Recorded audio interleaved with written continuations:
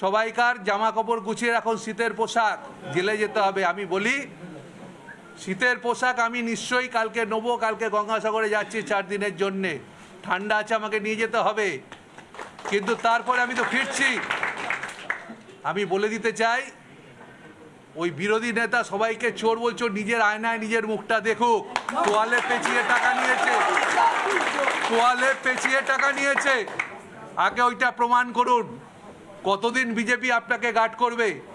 আমি ED CBI অফিসারদের কখনো দোষ দিই না, ইনকাম ট্যাক্সকে দোষ দিই না, কারণ অফিসাররা তাদেরকে ওপর থেকে, এই যে শুভেন্দু অধিকারী রোজ বলে দিচ্ছেন, আর একজন, আমি ওকে বলবো, ওকে তো রাজনীতির কোনো লোকই মনে করি না, বলছে সুজিত বোস নাকি রোল বিক্রি করতে। হ্যাঁ, রোল বিক্রি করতাম, গর্বের সাথে বিক্রি করতাম, কিন্তু কারোর পকেট কাটতাম না, কারোর চুরি করতাম না।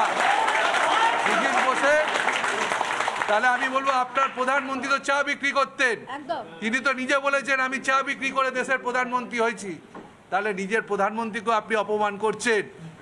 এইসব গারলগুলো বিজেপিতে যতদিন থাকবে, বিজেপিটা কোনোদিন বাংলায় তারা দাঁড়াতে পারবে না। তার কারণ বাংলার মানুষ এই নেতাদের পছন্দ করে না। আমি বিজেপির সব লোক খারাপ কখনো বলবো না, কিন্তু এই যে লোকগুলো আছে, সামনে নির্বাচন আছে, আমি জোর গলায় বলে দিতে পারি, এই দুইজন যারা পাঁঠার মতো চিৎকার করে সকাল থেকে রাত্রি অবধি, ঘ্যাগা করে, আজকে দিদিকে চোর বলছে, সুজিত বোসকে চোর বলছে। ও নিজের আয়নাটা, নিজের মুখটা দেখুক, কোথায় ও মানুষের কাছে গেছে। তাই আমি বলি, এর জবাব আমরা রাজনৈতিকভাবেই দেবো। আমি কাউকে বলিনি যে কেউ মারামারি করো, কেউ ইডির লোককে অসম্মান করো, কেউ সিআরপিএফকে ধাক্কা দাও, কাউকে বলিনি। আমরা বলেছি শান্ত সবাইকে থাকতে। আজকের দিনও বলছি সবাই শান্ত থাকবে, আমাদের আন্দোলন চলবে। তার কারণ বিজেপির বিরুদ্ধে আমাদের আন্দোলন চলবে, তার কারণ আমরা মনে করি এই বাংলায় বিজেপির কোনো স্থান নেই। সেটা মমতা ব্যানার্জি প্রমাণ করে দিয়েছেন লাস্ট ইলেকশানে। তিনি বলেছেন খেলা হবে স্লোগান দিয়ে তিনি যে রাস্তায় নেমেছিলেন। সরকার গড়ার ক্ষেত্রে 213টা আসন দিয়ে আমাদের রাজ্যের মানুষ জয়ী করেছেন। আর মমতা ব্যানার্জি হচ্ছে ডেভেলপমেন্টের লোক। তুমি মমতা ব্যানার্জিকে চোর বলছো, তুমি তো ওইখান থেকেই তুমি বড় হয়েছো, ওখান থেকেই তো সমস্ত সুযোগ সুবিধা নিয়েছো। আর তোমার কেলেঙ্কারি বেরোবে একদিন, তুমি ভেবো না ঈশ্বর তোমাকে ক্ষমা করবে না। তার কারণ নিচে পার পেতে পারো, ওপরে কেউ পার পাবে না। তার কারণ তুমি মানুষের যেভাবে মানুষের বিরুদ্ধে তুমি করছো। তোমার পরিবার, আমি কারোর পরিবার ধরে বলি না, ও পরিবার তুলে কথা বলছে, আমি বলি তোমার পরিবারটাকে তুমি নিজে ভালো করে দেখো। আর কি সুযোগ সুবিধা তোমার দরকার ছিল, আর কি সুযোগ সুবিধা তোমার আছে, নেই তোমার, সব কিছু তুমি নিয়েছো। এখন ওই দলেও গিয়ে তুমি বড় বড় মাতব্বরি কথা বলছো।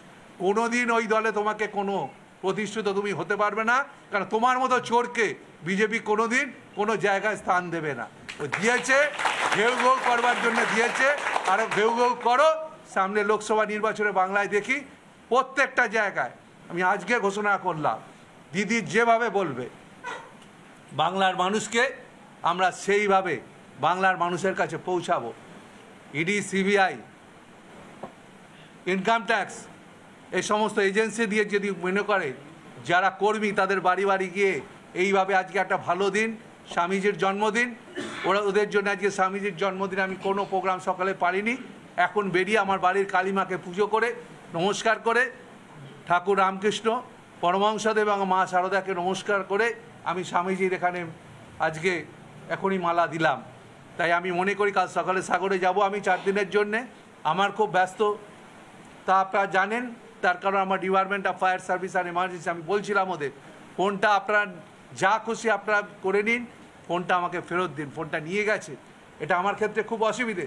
তা সত্ত্বেও আমি বলছি কোনো প্রতিবন্ধকতা আমাদেরকে আটকাতে পারবে না। তার কারণ আমরা মনে করি আমরা ঠিক পথে আছি।